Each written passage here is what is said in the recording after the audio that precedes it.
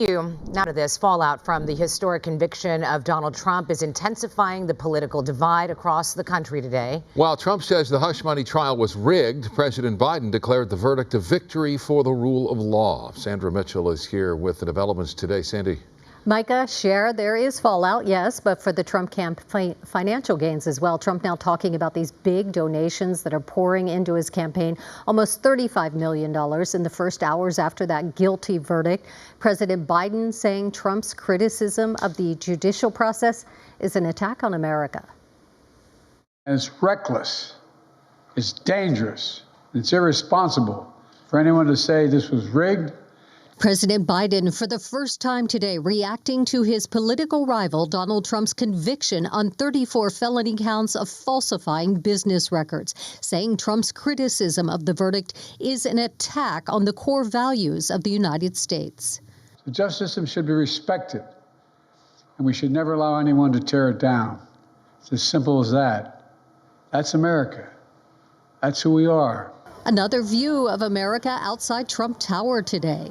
Convicted by a jury of his peers. Trump opponents waving signs and chanting guilty, guilty, guilty. We will make America strong. On the other side of the street, Trump supporters. In a morning news conference, the Republican presidential frontrunner insisting the trial was a Democratic strategy that backfired, saying his campaign has raised almost $35 million in the hours after the guilty verdict. I don't want to have it backfiring. I want to win this thing legitimately, not because they were stupid and did things that they shouldn't be doing. They shouldn't have brought this case. It had nothing to do with the case, but it had to do with politics. Despite the financial implications, some political experts say it is too early to determine if the verdict will have any effect at the ballot box. There are some polls that show that there's a small sliver of the American electorate that says this could impact their vote.